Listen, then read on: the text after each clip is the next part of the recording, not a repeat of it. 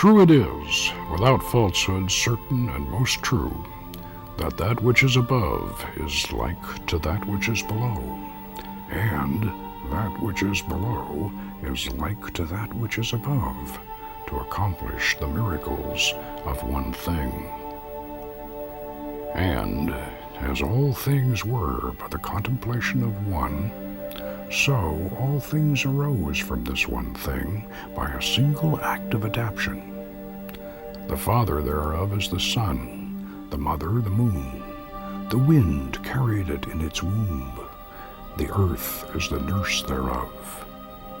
It is the father of all works of wonder throughout the whole world. The power thereof is perfect. If it be cast to earth, it will separate the element of earth from that of fire, the subtle from the gross.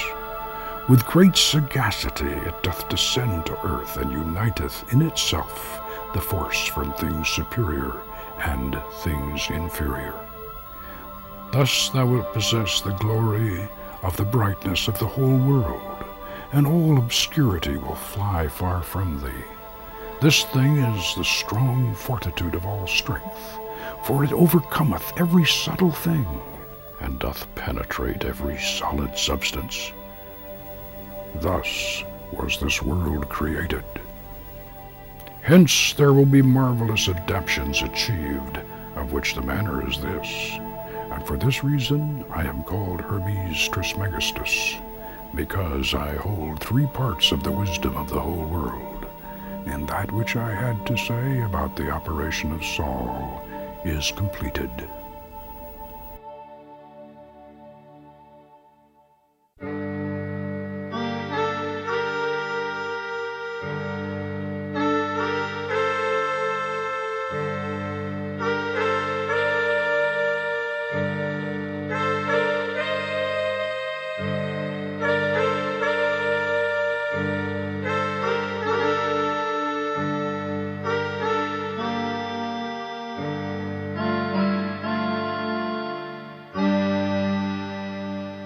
Hidden deep in a national forest, located in Southern California, is the secluded headquarters of the Church of the Hermetic Sciences. We named our rustic estate Rivendell, after the woodland home of the elves, described in J.R.R. Tolkien's fantasy classic, Lord of the Rings. And, as you can see, our Rivendell certainly evokes that image. What better place could we have found to research, teach, and practice the ancient rites of magic? Hermetic magic is our own English and European cultural tradition of shamanism and seership. It is the magic of King Solomon, of Merlin, of Nostradamus and Count Cagliostro. It has been called sorcery, necromancy, and black magic by those who do not understand it. And yet it is also known as the art of kings and the secret science of the philosophers. Here at Rivendell, we have everything necessary to pursue the study and the practical application of this ultimate human adventure. We have an outdoor henge for seasonal ceremonies, an indoor temple for magical rites, an astronomical observatory to view the heavens, and a hermitage for retreats, lectures, and fellowship. Come inside with me now, and together we will lift the veil obscuring this ancient art of wizardry. Welcome to the Church of the Hermetic Sciences and the Order of the Temple of Astarte. In the outer world, I'm known as Poke Runyon. But here, in the inner world of the Rivendell Hermitage, I'm the Archimage Frater Thabion, your host and guide on a tour of the wonderful world of Hermetic magic. Hermetic magic is an art, a philosophy, and a very ancient and powerful religion. Yes, a religion, but with an essential difference from other religions. Where they depend upon faith for their salvation, we seek the wisdom and power of the Gnosis. Know yourself, for in your temple you are one with the gods.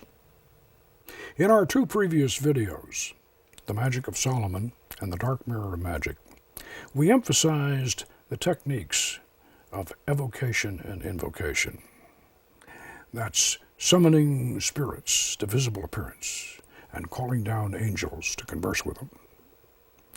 Now, in some ways, this is putting the cart before the horse, because there's a lot more to the philosophy and practice of magic than these two methods.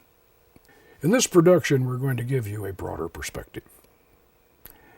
We'll cover Hermetic magical yoga, pathworkings, seasonal ceremonies, the mystical Eucharist, and the Enochian Aether system.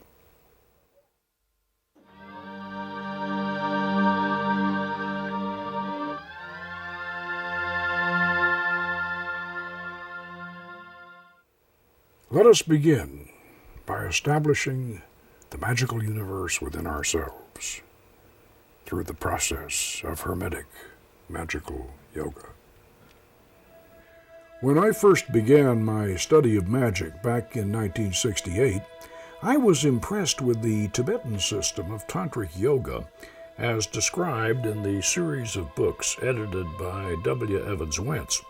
I soon realized that the modern European magus Franz Barden and the British magician Aleister Crowley had both incorporated Eastern yoga techniques into Western magic, but they had both stopped short of adapting the most important Eastern yoga system to Western practice, that of the straight line, spinal chakra system. Neither Barden nor Crowley could overcome the differences between this Indian tantric configuration and the three-pillared Western tree of life, even though the ancient caduceus of Hermes was a major clue, along with the Renaissance Hermetic mystic Johann Gitchel's drawing of a Western Hermetic chakra arrangement back in 1696, and the lightning flash or flaming sword on the tree of life itself is also an obvious clue. But we still should not fault Barden and Crowley overmuch for failing to realize and develop this vital secret, because in the latter half of the 20th century, after Barden and Crowley had both died, Tibetan exiles began to teach selected Western students the inner secrets of their magic. Now, those of us who were fortunate enough to sit at the feet of Tibetan gurus and learn their tantras firsthand soon discovered that there were different chakra systems for each deity we invoked. The previous notion that all Eastern chakra arrangements were the same, and had been that way for thousands of years, was just simply not true. Along with this revelation, it is equally important to note that magical color is what we actively impose upon the inner planes, not what we passively observe when we scry. Therefore, our chakras can conform to our own Kabbalistic color scales. In our case, my year of study and practice with the Sakya order of Tibetan Tantric Buddhism, under the tutelage of the late Luding Ken Rinpoche, confirmed for me the validity of this Western Kabbalistic chakra system we had first developed in 1975 and published back in 1977.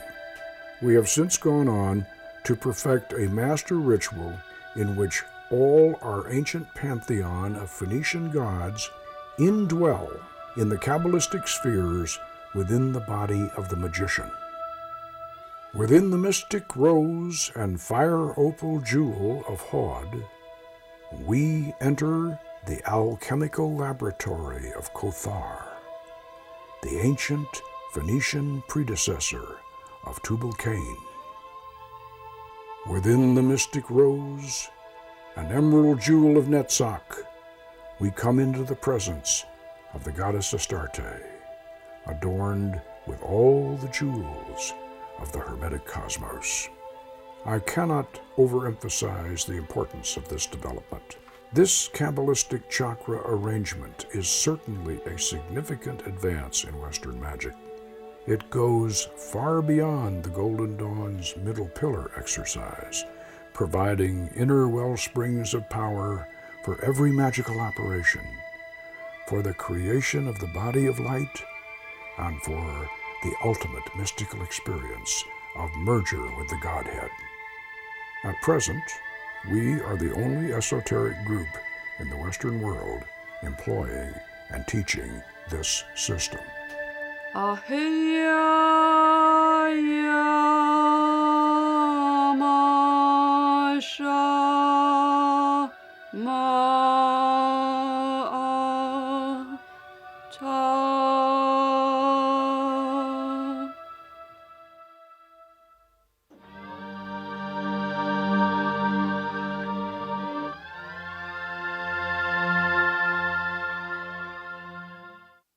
There are other ways of entering this hidden magical universe. Following the Hermetic principle of as above, so below, as within, so without, we have again combined the best of Western and Eastern methods in our pathworking system. Some people might call this technique astral travel. We prefer the term inner plane projection. In 1971, our late Frater Apollonius, known in the outer world as John Brooks, a former student of Siksant Guru Kirpal Singh, conducted us on a hypnotic journey into a magical realm of surpassing wonders and deep wisdom. The key element of this pathworking system is its symbolic attention points, guideposts along the way from which the traveler receives special knowledge for himself or herself alone. This transforms what might otherwise be only a deep trance reverie into a true initiation. We Kabbalized Kirpal Singh's Eastern cosmos, and we added the Golden Dawn's own Eastern import, the elemental tattva symbols, as doorways in the center of our great dark mirror. Come with us now as we venture along the 32nd path on our journey to the sphere of Yesod, the storehouse of memories, and the entrance to the astral plane. The mirror is suspended in space and time. From within our temple it opens out upon the vast darkness of the universe. It is a portal between dimensions, the gateway to realms beyond. Temple pathworkings are usually done inside the magic circle, with the participants lying in a ground star configuration on their backs, heads together, looking up into a suspended, circular, convex, dark mirror. The appropriate tattva symbol, in this case Parvati representing the earth element, is placed in the center of the great mirror. The mirror, suspended waist-high, also serves as an altar top, on which will be placed the symbols relating to the path and the sphere of the working. After a hypnotic induction which renders the physical body inert, the living spirit body is released from the dormant physical form and flies up through the tattva, which serves as an astral doorway leading to the inner realms of the Olam Yetzirah.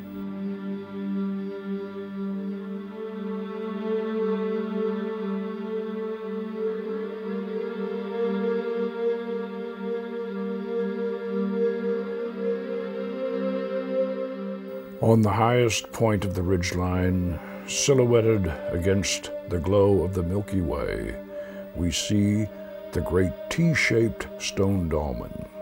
It stands stark black against the heavenly river of souls. We climb the trail along the ridge crest. It becomes steeper and more precarious as we make our way upward. Finally, we reach the top, and we stand at the base of the dolmen. A cool sea breeze touches our faces. We look down to a desolate shore and out over a vast, nighted seascape. This is the Gulf of Nepesh, that ever-dark sea of forgotten dreams and ancient remembrance. The moon is hiding behind a veil of cloud, shrouding the sea of mystery in darkness. We examine the ancient stone dolmen. It is 12 feet high and roughly chiseled from coarse black stone. The 6-foot-long cross member on the top forms the T. There are forged bronze rings set near the ends of the cross. On the upright member there are hand and toe holds and a ledge to stand on. We realize that this dolmen must have been used by shamans of old in a vision quest rite of self-crucifixion, and that we are now here for that purpose ourselves. Each of us, in turn, will climb up upon this great Tau cross.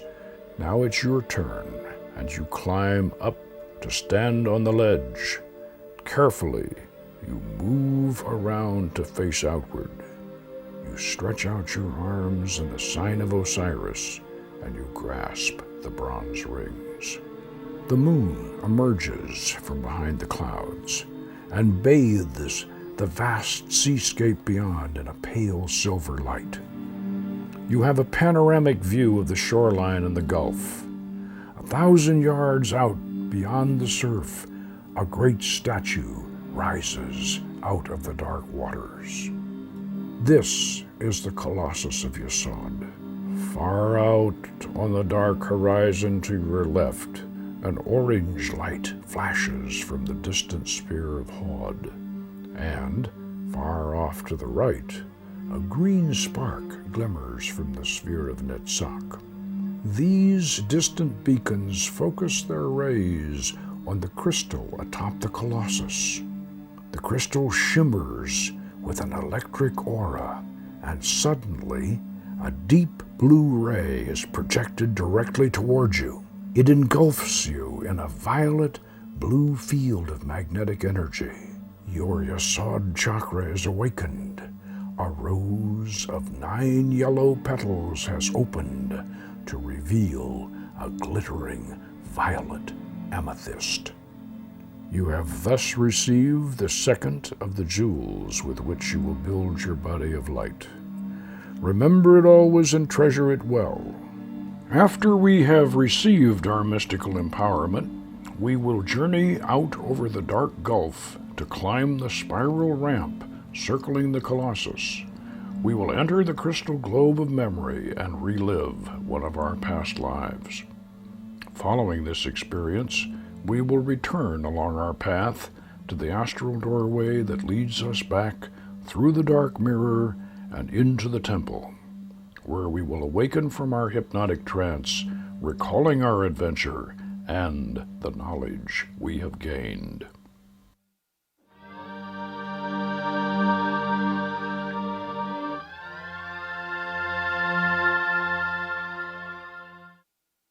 For the magician, his religion is the source of his power.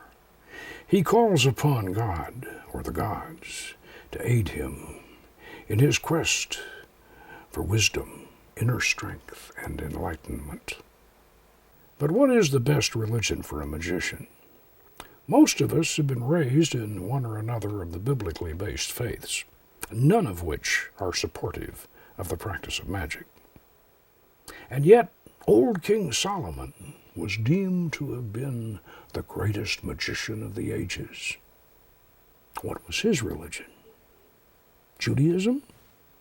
Well, officially, perhaps. But I believe that King Solomon's secret religion was the same as Melchizedek's 1,000 years earlier. The ancient religion behind the Bible, the oldest religion, the religion of ancient Canaan and Phoenicia, the religion of King Solomon's friend, King Hiram of Tyre, who helped him to build the great temple in Jerusalem, a temple to God. But how did they spell God's name? With such a vision shining out of the mists of time, there came a compulsion to resurrect this ancient magical religion. Before the 1930s discovery of an ancient Canaanite royal library unearthed at Ras Shamra, dating back to the time of Melchizedek, we had no clear idea of the original magical religion that lay behind our Bible. The Bible relates that the legendary Canaanite priest-king Melchizedek had given the holy sacraments and priestly dispensation to Father Abraham. And in the New Testament, Jesus is said to have been a priest after the order of Melchizedek. Beyond that, we had only the biased accounts of later Hebrew zealots in the Old Testament, and equally critical Christian reports from classical times concerning the oldest religion. Before the translations of the recently discovered Ra Shamra tablets became available in the 1950s, our limited knowledge of the ancient Phoenician mysteries was summed up in such works as James George Fraser's The Golden Bough and Jesse Weston's From Ritual to Romance. Back in 1969, through the magical medium of the Dark Mirror, I had contacted the ancient Phoenician goddess Astarte and her consort Prince Baal. I knew that Astarte was the muse of old King Solomon, and the inspiration behind his reputation as the greatest magician of the ages. She had inspired him to build a temple for her, and she had inspired us to recreate her religion. Ours was not the first recreation of an ancient pagan seasonal ritual cycle. We were fortunate to have the example of Frederick Adams and Lady Svetlana's Feriferia to guide us. Their poetic and mystical modern recension of the ancient Greek Eleusinian mystery festivals marked the beginning of the neo-pagan movement in modern America. We began our yearly seasonal rites, performed on the solstices and the equinoxes, back in 1974. We have performed them 4 times yearly ever since. Let us return now to 1974 at Montsalvat Hermitage in Pasadena, California, when we enacted our first autumn equinox pageant, the Festival of 7 Gates, in which the goddess Astarte descends through 7 celestial portals to vanquish Mot, the lord of darkness and death, and resurrect the dead Prince Baal. The actual ceremony was performed at night. What you are watching was a reenactment for the camera filmed in daylight. And though it lacks the drama and mystery of a torchlight performance, we are fortunate to have captured the late pagan elder Joseph Wilson, our Frater de Juti, and our honored guests, Frederick Adams and Lady Svetlana of Feriferia. There is more to the symbolism of this ancient seasonal cycle than mere modernization of a Bronze Age agricultural mythology. We are actually dramatizing the primal operations of Hermetic alchemy. In autumn, the goddess bears the life-giving grail down from the holy mountain through the 7 gates of the underworld to resurrect the dormant fertility god Baal. This is the origin of the legend of Salome's Dance of the 7 Veils. Baal's thirst is quenched and he is revived in the western quadrant of water under the sign of Mercury, representing the alchemical process of solution. In winter, the world is threatened by storms and floods brought on by the dragon of chaos. Alone, Prince Baal cannot defeat the dragon. He shares his victory with the moon goddess Tanit at winter solstice in the northern quadrant of Earth under the sign of Salt, representing the alchemical process of separation. In spring, Baal and Astarte are united in the joyous rite of Hieros Gamos, or sacred marriage, at the equinox, which culminates in our communion of the elements ceremony in the eastern quadrant of air under the sign of Spirit, representing the alchemical process of conjunction. In summer, Prince Baal, the Green Man, is killed by the Dark Lord when the sun reaches its height at summer solstice. Then the crops wither and die on the southern quadrant of fire under the sign of Sulfur, representing the alchemical process of calcination. And now it is the eve of the summer solstice, and you have been invited to Rivendell to participate in a magical adventure, the ancient rite of Adonia, the death of the Year King. Welcome, friends. Follow me across the bridge and into the world of magic.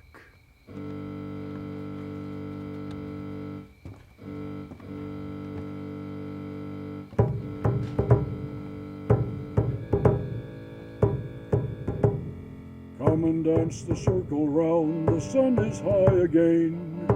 Hail the green man's yearly gift, ripening the grain. Baal Savine, Baal Hadai, Baal Savine, Baal Hadai, Baal Savine, Baal Hadai. Lead us to the sacred ground, the summer has begun.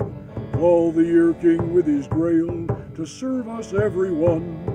Baal Savine, Baal Hadai, Baal Savine, Baal Hadai, Baal Savine, Baal Hadai. Wind the circle round the henge, in the solstice rite. Sing the hymn of olden time, praise the Lord of light. Baal Savine, Baal Hadai, Baal Savine, Baal Hadai, Baal Savine, Baal Hadai. Come and dance the circle round, the sun is high again. Hail the green man's yearly gift, ripening the grain. Baal Savine, Baal Hadai, Baal Savine, Baal Hadai, Baal Savine, Baal Hadai. Lead us to the sacred ground, the summer has begun. Call the year king with his grail, to serve us everyone. Baal Savine, Baal Hadai, Baal Savine, Baal Hadai, Baal Savine, Baal Hadai. Wind the circle round the henge, in the solstice rite. Sing the hymn of olden time, praise the Lord of light. Baal Savine, Baal Hadai, Baal Savine, Baal Hadai, Baal Savine, Baal Hadai. Come and dance the circle round, the sun is high again. Hail the green man's yearly gift, ripening the grain. Baal Savine, Baal Hadai, Baal Savine, Baal Hadai, Baal Savine, Baal Hadai. Lead us to the sacred ground, the summer has begun. Call the year king with his grail, to serve us everyone.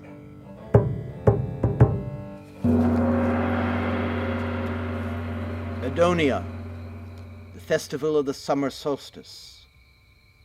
The drama depicts the death of the year king at the hand of the Dark Lord, opening the season of heat and dryness in the southern quadrant of the magical circle, which is ruled by the principle of fire and the philosophical element of sulfur, symbolizing calcination, the first of the four primal operations of alchemy, and accomplishing the purification of the spirit through sacrifice.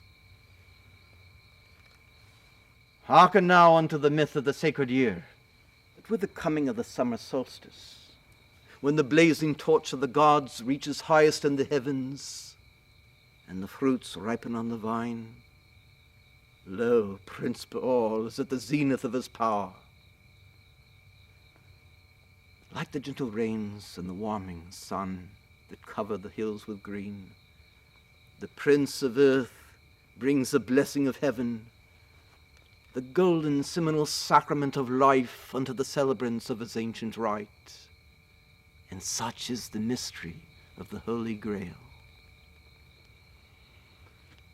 But that star-born crater was not filled with the wine of blood or death, but rather with the nectar of life, like unto the sra of the solar lingam, symbolized by golden honeymead in the great chalice of the solstices. So it was. So it is. And so shall it be.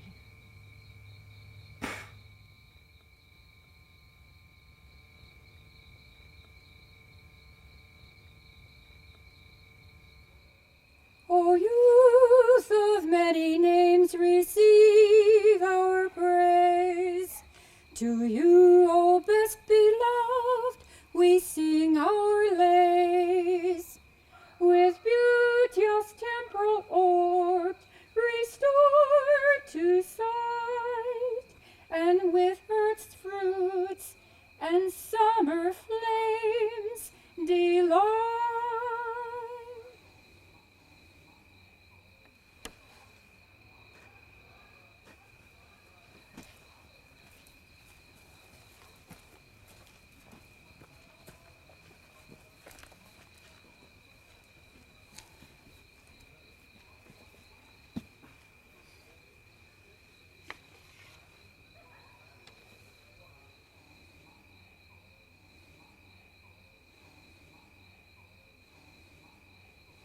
Mata.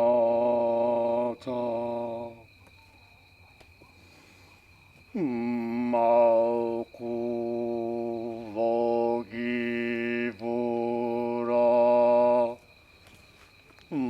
Vogidula.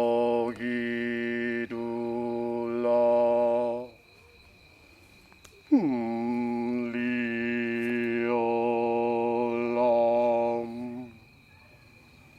Nam.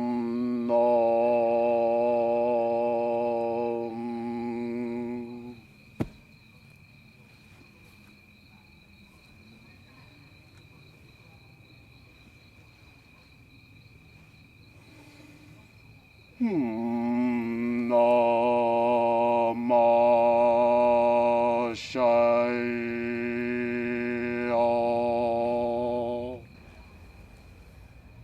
Before us.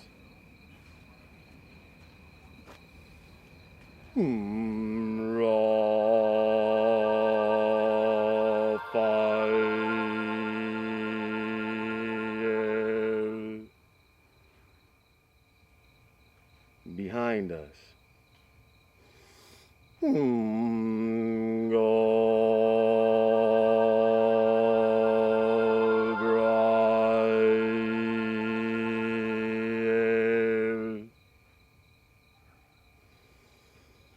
At our right hand. Michael.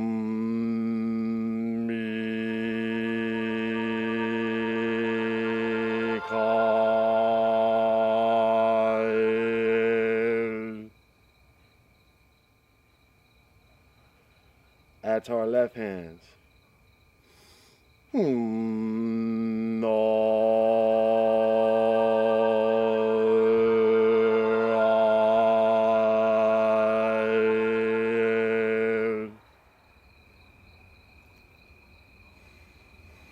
For about us flame the blessed pentagrams, and in our column shines the six-rayed star.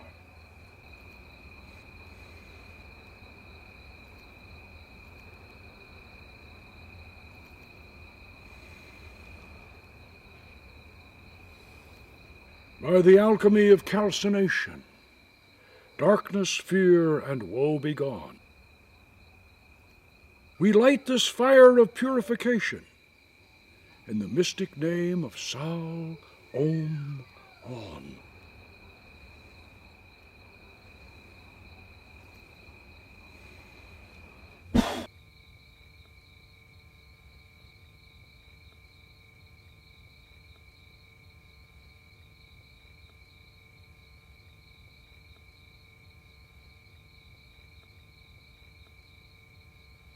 Holy henge of cycling seasons.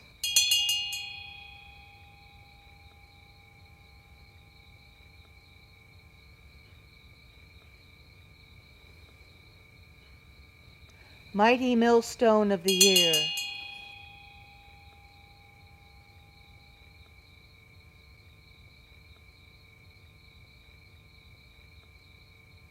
Marks the longest day of summer.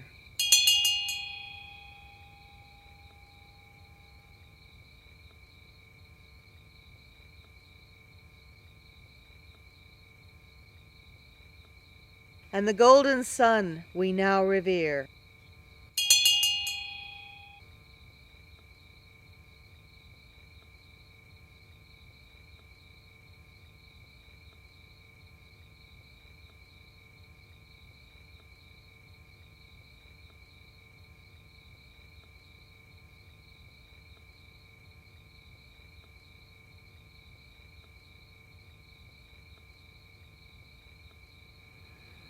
Tree-born lord in leafy raiment, sired by golden solar ray, thee we invoke with scent of myrrh in old Cineris' sacred way. Come to us from far Afaka, spring and shrine and sacred tree, where roses bloom by lofty cedars, and a crimson river seeks the sea. Come to us, Lord Baal Cloud Rider, Rain Cloud Rider, Prince of Earth, pour for us the dew of heaven, holy Zra of life and birth.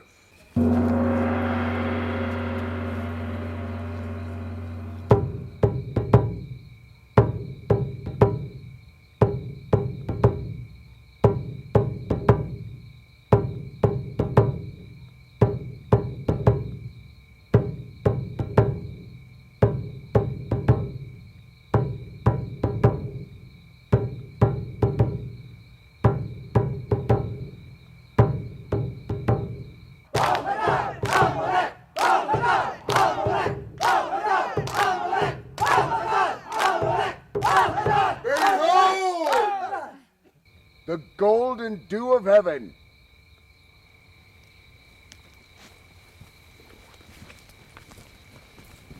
Born of thunder clouds on high. Drink with me this life elixir. Dance ye round till the cup be dry. The circle goes, while the sacred river flows. Round and the stream we hail, and we drain the holy grail. Round and the circle goes, while the sacred river flows. Round the king we hail, and we drain the holy grail. Who drinks with me? We drink with thee! Who drinks with me? We'll drink with thee! Who drinks with me? We drink with thee! Who drinks with me? We'll drink with thee! Then drink!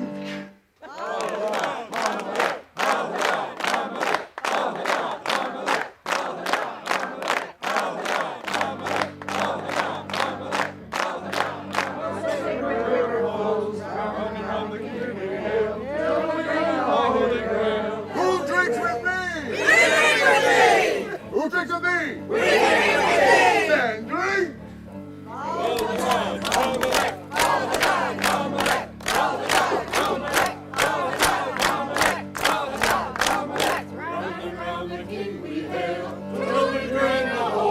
Who has not yet drunk with me? Drink!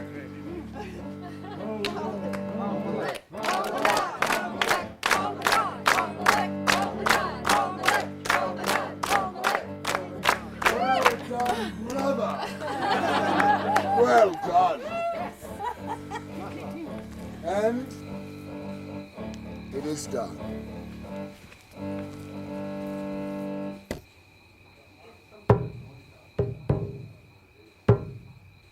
Who dares to roll the drum of battle? Who comes upon me from the north? Who marches on me from the darkness? I, Prince Baal, do call thee forth.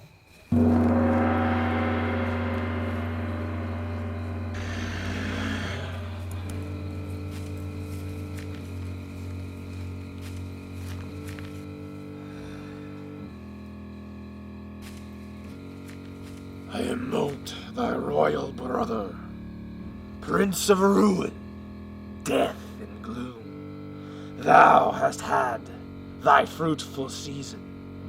Now 'tis time to seek the tomb.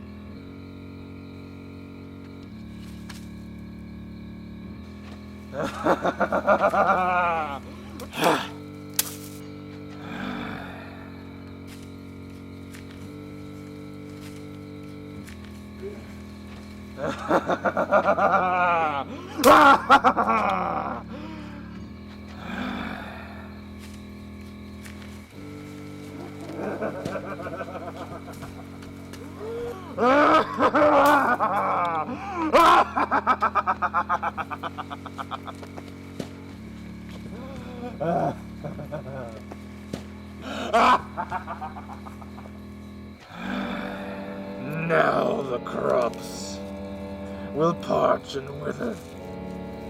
Rivers, streams, and wells be dried. I have laid my curse upon thee.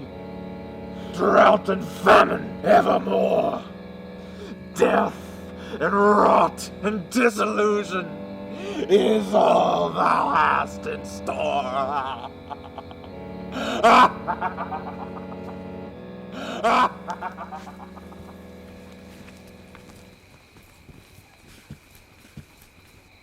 Alas, alas, Prince Baal has fallen. The curse of Moat is on the land. Call we now on fair Astarte. Only she can stay his hand. Queen of heaven, fair Astarte, mistress of the evening star, wave-born goddess, dove of morning, hear us in thy land afar. Come to us on white wings gliding, come to us on crested foam. Bring to us your love supernal from your emerald palaced home. Hear our call, O fair Astarte, consort of our dead Prince Baal. Lift the curse of Moat upon us. Shield us from the fires of Saul. Grace the land with milk and honey. Save the seedlings in the earth. Grant us hope for all the future. Give us life and love and birth.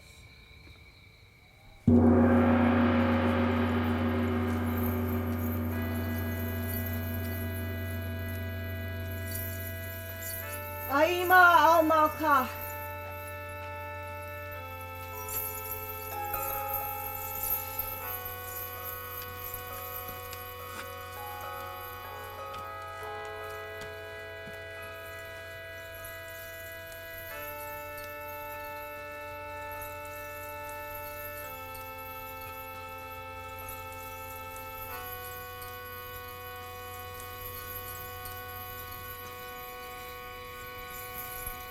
I have heard thy call, my children, but at last you cried too late. Here I weep in mourning with you at my lover's yearly fate. With him goes the bloom of springtime, with him pass the gentle rains. He alone could fruit the hillside, he alone could green the plains. Yet am I still queen eternal, star-born daughter of the great El? Seedlings slumber, yearlings prosper under my protecting spell. In the autumn I do pledge ye war to make the Dark Lord yield. Armed with stock and stone to grind him, I shall cast Moat to the field. Bearing with me heaven's nectar, I shall raise the dead Prince Baal, to regain again in winter season with the waxing rays of soul. Come ye now, mourn him with me. Burn away the blood-born rose. Purify the soul in sadness. Shed the tears of she who knows.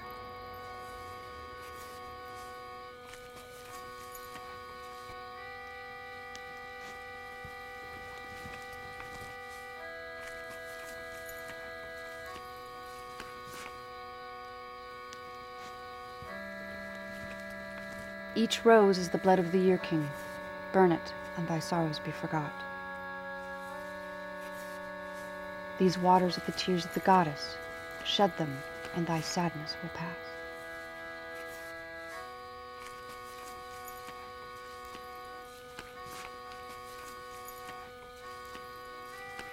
Each rose is the blood of the year king. Burn it, and thy sorrows be forgot. These waters are the tears of the goddess. Shed them, and thy sadness will pass.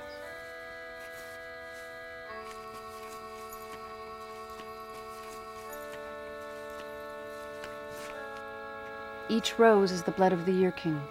Burn it, and thy sorrows be forgot. These waters are the tears of the goddess. Shed them, and thy sadness will pass.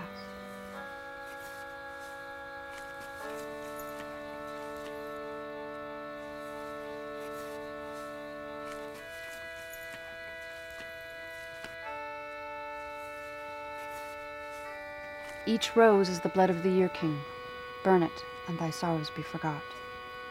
Each rose is the blood of the year king. Burn it, and thy sorrows be forgot. Each rose is the blood of the year king. Burn it, and thy sorrows be forgot. These waters are the tears of the goddess. Shed them, and thy sadness will pass.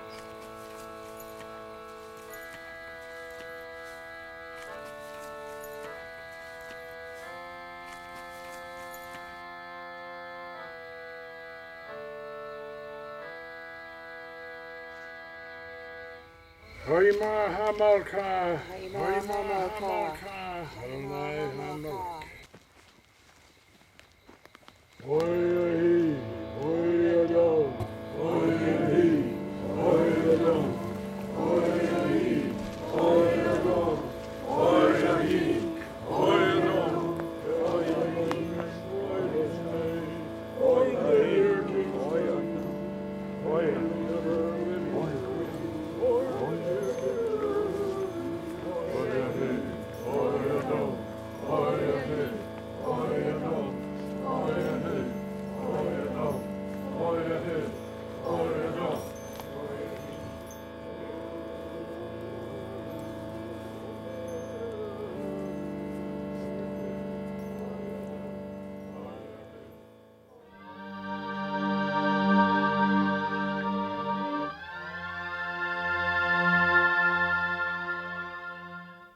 Who drinks with me?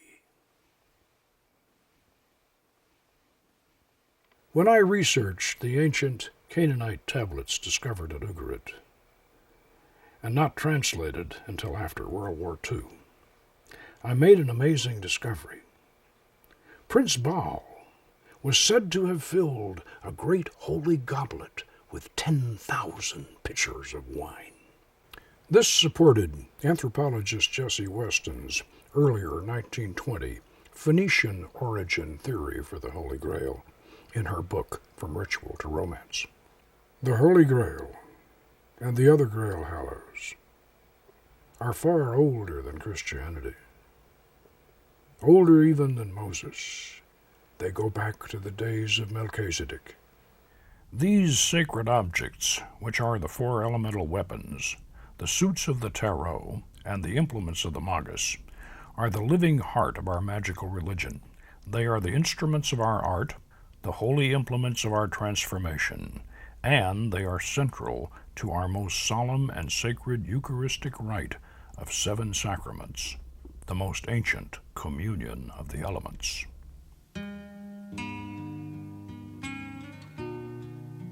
It is well known that the 4 Grail Hallows, being the sword, the lance, the chalice, and the shield or platter, are symbolic of the 4 philosophical elements of air, fire, water, and earth, which in turn represent the 4 suits of the tarot. What is not so well known is that these symbolic weapons and implements, and their use in sacred ritual, predate the Judeo-Christian tradition. Recall that the Canaanite priest-king Melchizedek gave the sacraments to Abraham 1,000 years before Moses and 2,000 years before the beginning of Christianity. Yea, though I walk through the valley of the shadow of death, I shall fear no evil. Thou art with me, thy rod and thy staff, they comfort me. Thou preparest a table before me in the presence of mine enemies. Thou anointest my head with oil, my cup runneth over. Surely goodness and mercy shall follow me all the days of my life, and I will dwell in the house of the Lord forever. You are watching a communion service filmed in our Montsalvat temple back in 1974. In this version of the rite, the magic circle is raised up to be a serving table, and the priestess and the priest officiate from within, while the celebrants circle to receive the sacraments. In this most ancient version of the Eucharist, the chalice is filled with the life-giving essence of fermented honey rather than the blood and death surrogate of wine. In the Hermetic tradition, we also sanctify and share the aerial incense, the fire, and the bread and salt of the earth. And finally, we anoint the celebrant with holy oil and bestow the kiss of agape, representing the infusion of spirit, the 5th element, which quickens and enlivens the other 4. Thus, 7 sacraments are blessed and administered. There are 2 great mysteries and magics attendant to this rite. The first is the personal transubstantiation of the Eucharist itself, an internal alchemy made more meaningful with the ingestion of a seminal sacrament, which relates to the second great mystery of the holy shrine itself, within which the true configuration of the cherubim in the Holy of Holies is revealed. For was it not written in the Sefer HaZohar that, in the temple, hidden and concealed, is the secret of the Holy of Holies, which are the two cherubs of Zair Anpin and Malkuth. The Holy of Holies above is the secret of the supernal Hokmah and Binah, similarly the groom and the bride.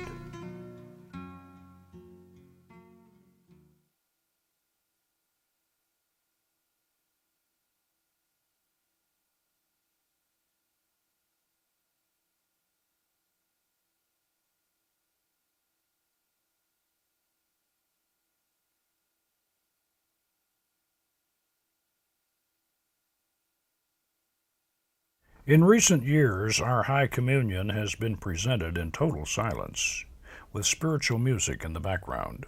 The symbolic gestures of our acolytes, our deacon, and our priest and priestess are more eloquent and evocative than words.